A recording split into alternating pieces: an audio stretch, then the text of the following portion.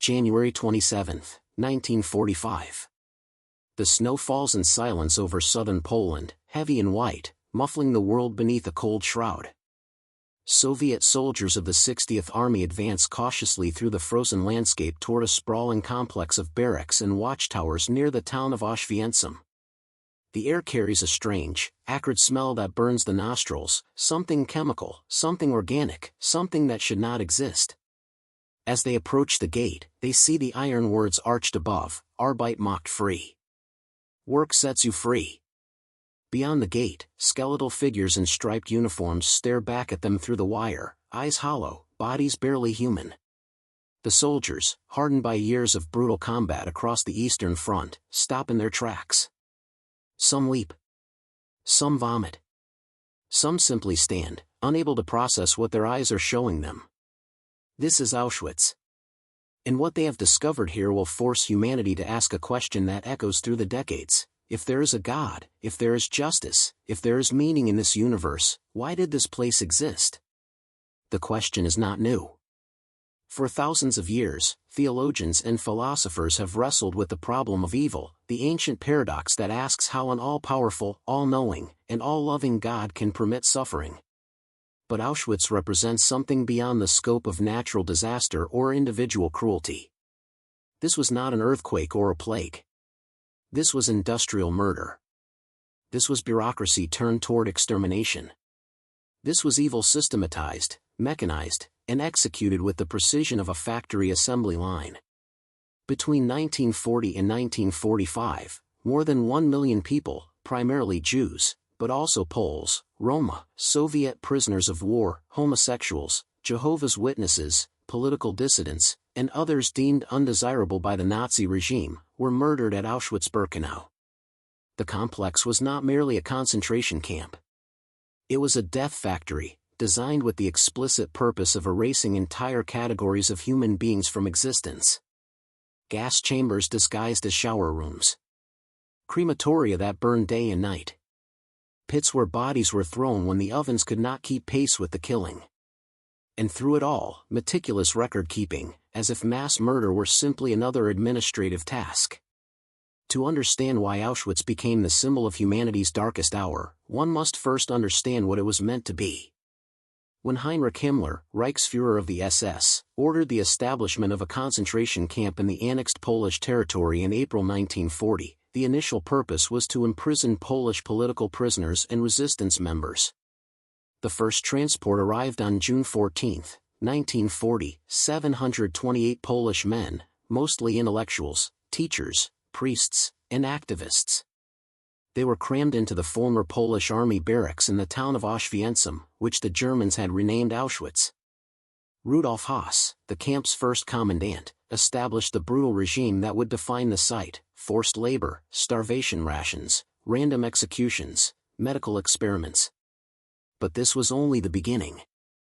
In 1941, as Nazi Germany launched Operation Barbarossa against the Soviet Union, the ideological war of annihilation expanded.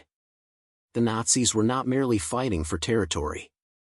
They were engaged in what they believed was an existential struggle for racial supremacy, a cosmic battle between the Aryan race and what Nazi ideology termed undermenschen, subhumans. Jews, in particular, were cast as the ultimate enemy, a poisonous element that had to be removed from the body of Europe.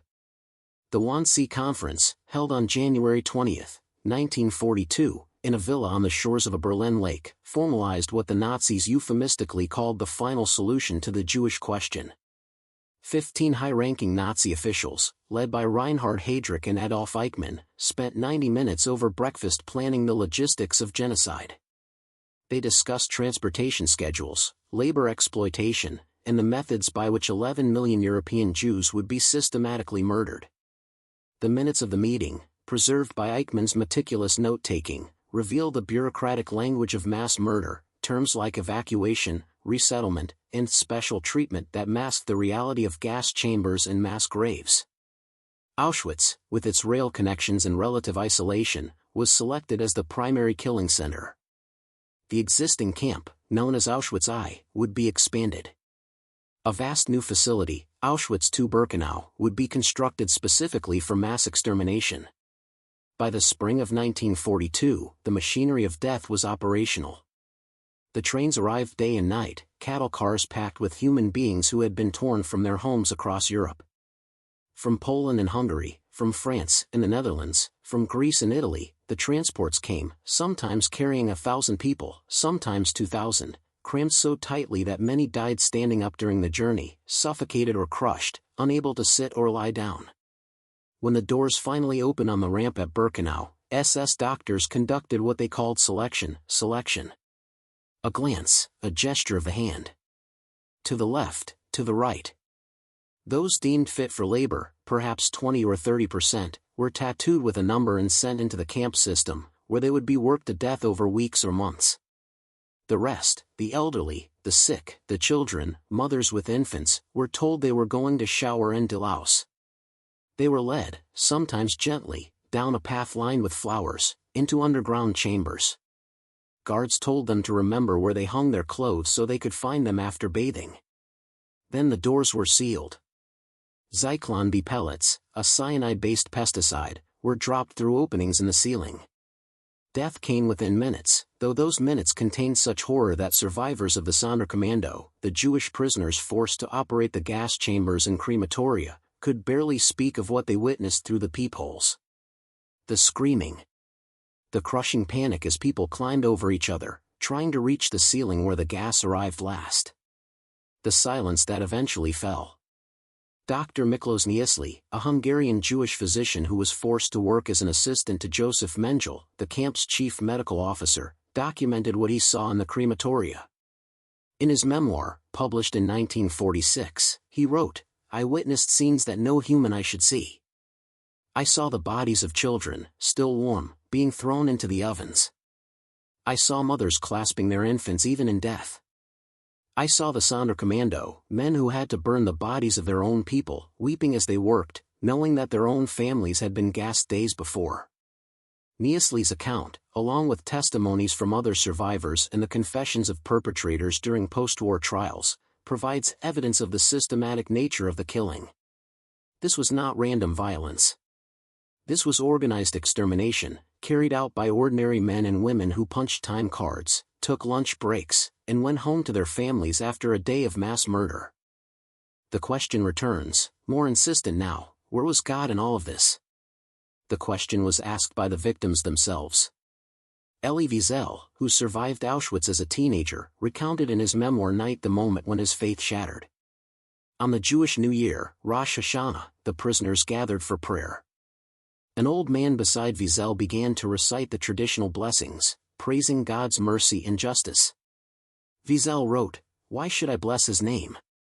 What had I to thank him for? For having let thousands of children burn in his pits. For having created 6 crematoria in which thousands of men, women and children were consumed? For having kept 6 crematoria working day and night, Sundays and holidays?" It was a question born not of philosophical curiosity but of unbearable anguish. In the universe of the concentration camp, where innocent children were murdered for the accident of their birth, where prayer offered no protection and righteousness was rewarded with death, what meaning could God possibly have? Some prisoners lost their faith entirely.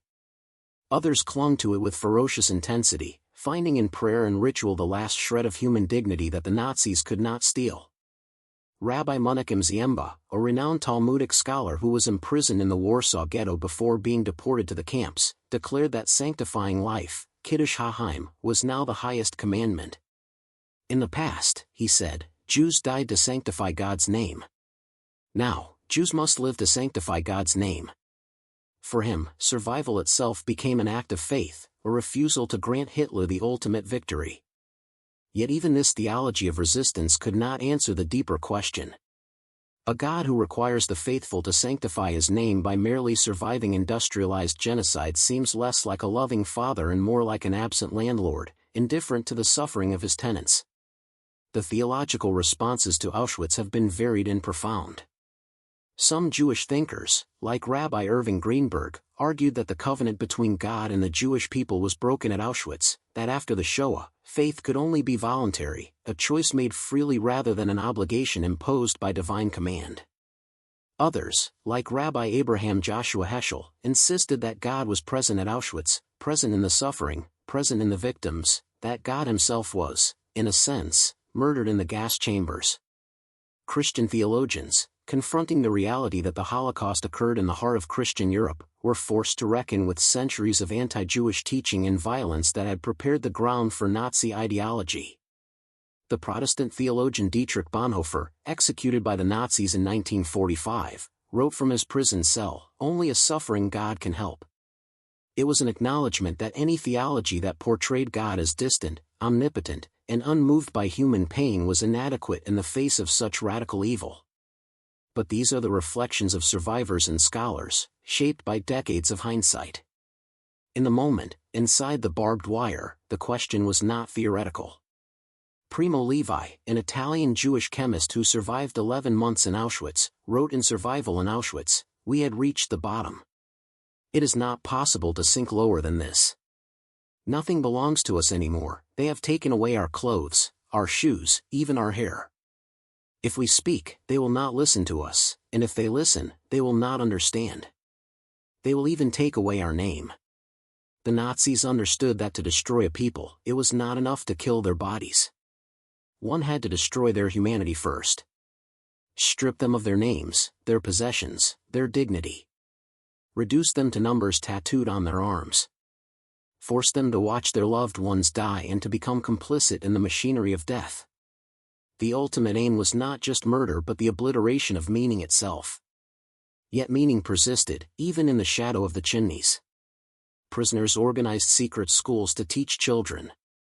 They composed poetry and drew pictures on scraps of paper. They celebrated religious holidays in whispers, sharing a crust of bread as if it were a feast.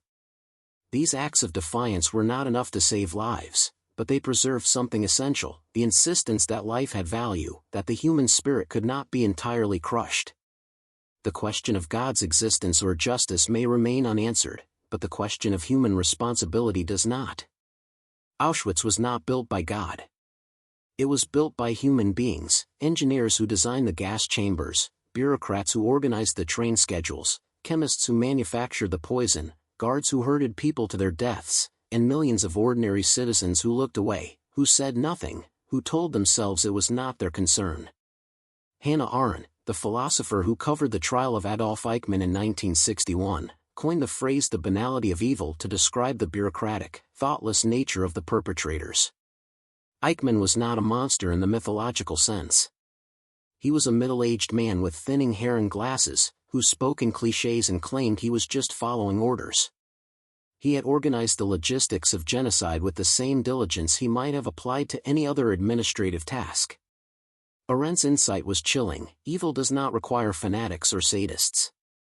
It requires only obedience, indifference, and the willingness to treat human beings as problems to be solved rather than as sacred lives to be honored. This realization forces the question back upon us. To ask where was God at Auschwitz is, perhaps, to ask the wrong question. The better question is, where were we? Where was humanity? The Soviet soldiers who liberated Auschwitz on that frozen January day found approximately 7,000 survivors, most of them too sick or weak to have been evacuated on the death marches that the SS had organized as the Red Army approached. They found warehouses filled with the belongings of the murdered, hundreds of thousands of men's suits, over 800,000 women's dresses, mountains of shoes, suitcases labeled with names and addresses, eyeglasses, prosthetic limbs, human hair shaved from corpses and packed into bales to be sold to German textile manufacturers. These remnants told a story more eloquent than any testimony. These were not abstract statistics. These were individuals, each with a name, a family, dreams, fears, loves. Each one a universe of experience, snuffed out in an instant. In the decades since liberation, Auschwitz has become a symbol, a shorthand for the depths to which human civilization can descend. The site has been preserved as a museum and memorial, visited by millions who come to bear witness, to remember, to grapple with the same questions that haunted the survivors. But symbols can be dangerous. To make Auschwitz into a symbol is to risk abstracting it, turning it into a moral lesson or a theological puzzle rather than a concrete historical reality. The people who died there were not symbols. They were human beings. They were Chaim, who wanted to be a doctor. Rachel, who loved to sing. Mordecai, who had just learned to walk. Esther, who was pregnant with her first child. Thousands upon thousands of names, most of them now forgotten, buried in mass graves or scattered as ash over the fields of Birkenau. The question of theodicy, the justice of God, cannot be answered by logic or philosophy. If God is defined as all-powerful and all-loving, then Auschwitz poses an insurmountable contradiction. Either God could have prevented Auschwitz and chose not to, which calls his love into question. Or God could not prevent Auschwitz, which calls his power into question. Or God does not exist, which renders the question moot. Some theologians have proposed that God limited his own power to grant human beings free will, and that Auschwitz is the price of that freedom, the ultimate expression of human evil unleashed. But this answer feels hollow in the face of children walking into gas chambers. What free will did they exercise? What choice did they have? Perhaps the question itself is flawed. Perhaps to ask why did God allow Auschwitz, is to presume a particular understanding of God, a God who intervenes in history, who rewards the good and punishes the wicked, who operates according to human notions of justice. But the book of Job, one of the oldest texts in the Hebrew Bible, already grappled with this problem 3,000 years ago. Job, a righteous man, loses everything, his children, his wealth, his health. His friends insist that he must have sinned, that God is punishing him justly. But Job knows he is innocent. He demands an answer from God. And when God finally responds, it is not with an explanation but with a storm of questions. Where were you when I laid the foundations of the earth? Can you bind the chains of the Pleiades, or loose the cords of Orion? The answer, if it can be called an answer, is that human beings cannot comprehend the mind of God, that the universe operates on scales and logics beyond our understanding. It is an answer that leaves Job unsatisfied, and it leaves us unsatisfied as well. Because Auschwitz demands more than mystery. It demands accountability. And accountability is something we can provide, even if God cannot. The Nuremberg trials, the Eichmann trial, the decades of investigation and prosecution that followed the war, these were human attempts to impose justice on the unjust, to hold perpetrators responsible for their actions. They were imperfect, incomplete. Many criminals escaped. Many lived comfortably into old age, their crimes unpunished. But the effort mattered. It mattered because it affirmed that what happened at Auschwitz was not inevitable, not natural, not acceptable. It was a crime. And crimes have criminals who must be named and condemned. Education, too, is a form of accountability. To teach each generation about the Holocaust is to ensure that the victims are not forgotten, that their deaths are not rendered meaningless. It is to inoculate against the ideologies that made Auschwitz possible, racism, anti-Semitism, the dehumanization of the other. It is to cultivate the moral imagination that recognizes in every stranger the same sacred worth that we claim for ourselves. This is not easy work. It requires confronting the darkest aspects of human nature, acknowledging that ordinary people, people like us, can become complicit in monstrous evil when they surrender their conscience to authority, when they accept propaganda instead of questioning it, when they prioritize their own comfort and safety over the lives of others. The survivors who testified, who wrote memoirs, who spoke in schools and synagogues despite the pain of reliving their trauma, they understood this. They knew that bearing witness was both a burden and a sacred duty. Elie Wiesel, who devoted his life to Holocaust remembrance, wrote, "For the dead and the living, we must bear witness." It was not enough to remember privately. The memory had to be shared, passed down, made into a living force that could shape the moral consciousness of future generations. But Wiesel also warned against the dangers of memorialization becoming rote, mechanical, stripped of its emotional truth. Memory, he said, must lead to action. Otherwise, what is it for? The question of God at Auschwitz ultimately gives way to the question of humanity after Auschwitz. How do we live in a world where such things have happened? How do we rebuild meaning, morality, faith in the face of such absolute negation? Some survivors, like Viktor Frankl, found meaning in the very act of searching for meaning. Frankl, a psychiatrist who survived Auschwitz and other camps, wrote in Man's Search for Meaning, "Everything can be taken from a man but one thing, the last of the human freedoms, to choose one's attitude in any given set of circumstances, to choose one's own way." Even in the camps, even in the face of death, human beings retain the capacity for dignity, love, sacrifice. That capacity, Frankl argued, was the foundation of meaning. Not a meaning imposed from above by divine decree, but a meaning created from within, forged in the crucible of suffering.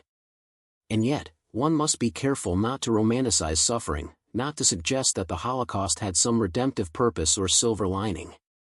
It did not. The children who died at Auschwitz did not learn valuable lessons. They did not grow stronger or wiser. They simply died, terrified and alone, victims of a hatred they could not comprehend. To speak of meaning in the context of their deaths risks trivializing their suffering, turning them into instruments of our own moral or spiritual development. The more honest stance may be to sit with the absence of meaning, to acknowledge that some evils are so profound that they resist all attempts at explanation or justification. Auschwitz is a wound in the fabric of existence, a tear that cannot be mended. But from that wound, something still grows. Not healing, perhaps, but remembrance. Not redemption, but resistance. The creation of the State of Israel in 1948, just 3 years after the liberation of the camps, was in part a response to the Holocaust, a determination that the Jewish people would never again be defenseless, subject to the whims of those who wished to destroy them. The Universal Declaration of Human Rights, adopted by the United Nations in the same year, was drafted in the shadow of Auschwitz, an attempt to enshrine in international law the fundamental dignity of every human being, regardless of race, religion, or origin. These were human responses, imperfect and incomplete, but they represented a refusal to accept the logic of Auschwitz, a refusal to believe that might makes right and that the strong may do whatever they wish to the weak. In the end, the question if God exists, why did Auschwitz happen, may be unanswerable. But the question itself is important, because it forces us to confront the limits of our understanding, the fragility of our civilization, the responsibility we bear for one another. The smoke that rose from the chimneys of Birkenau carried with it the ashes of a million souls, and also the ashes of certain illusions, the illusion that progress is inevitable, that evil is rare, that it can't happen here. Auschwitz happened in one of the most educated, cultured, scientifically advanced societies in the world. It happened because people chose to make it happen, and because others chose to let it happen. The trains no longer run to Birkenau. The gas chambers are silent. The crematoria are cold. But the question remains, echoing through the ruins, where was God, and where were we? And perhaps the only honest answer is that God, if He exists, left the task of justice to us. He gave us the freedom to choose, and we chose Auschwitz. But we also chose to remember, to testify, to fight back. We chose Anne Frank, who wrote in her diary, even in hiding, that she still believed people were good at heart. We chose Janusz Korczak, the Polish Jewish educator who refused freedom so that he could accompany the orphans in his care to the gas chambers, holding their hands as they walked. We chose the righteous among the nations, the non-Jews who risked everything to save strangers, because they could not look away. The snow falls still over the fields of Auschwitz, covering the ground where the ashes fell, where the blood soaked into the earth. Visitors walk in silence through the barracks, past the photographs of the dead, past the piles of shoes and suitcases, past the ruins of the gas chambers that the SS tried to destroy before the Soviets arrived. They light candles. They say prayers in a dozen languages. They weep for people they never knew, people whose names have been lost, whose stories will never be told. And in that weeping, in that remembrance, there is something that resists the void, that insists, against all evidence, that these lives mattered, that this evil cannot be forgotten or forgiven, that the question must be asked again and again, why did this happen, and how do we ensure it never happens again? There is no comfort in this story, no easy resolution. But there is truth. And truth, however terrible, is the ground on which we must stand if we are to build anything worth building. The victims of Auschwitz did not die for a reason. They did not die to teach us a lesson or to fulfill some divine plan. They died because human beings killed them. And we honor them not by finding meaning in their deaths, but by refusing to let their deaths be the final word. We honor them by choosing, every day, to be more human than the ones who built the camps, more loving than the ones who filled them, more vigilant than the ones who looked away. We honor them by asking the question that has no answer, because to stop asking would be to forget. And to forget would be to betray them a second time. If God exists, He has much to answer for. But so do we. And unlike God, we cannot hide behind mystery or omnipotence. We must face what we have done, what we have allowed, what we might yet prevent. That is the legacy of Auschwitz, not a theological puzzle, but a moral imperative. Remember. Witness. Act. The smoke has cleared, but the question remains, and it is ours to carry forward into whatever future we choose to build from the ashes.